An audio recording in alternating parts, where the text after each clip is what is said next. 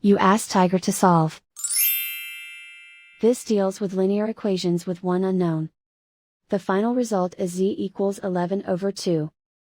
Let's solve it step by step. Group all constants on the right side of the equation.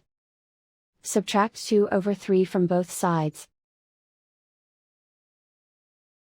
Combine the fractions. Combine the numerators. Reduce the zero numerator. Simplify the arithmetic. Find the lowest common denominator.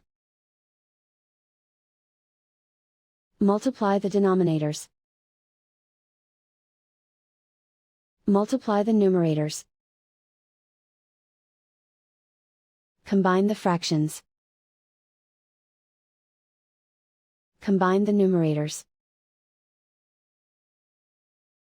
Find the greatest common factor of the numerator and denominator.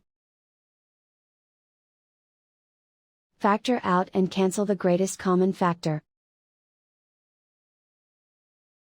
And so the final result is z equals 11/2.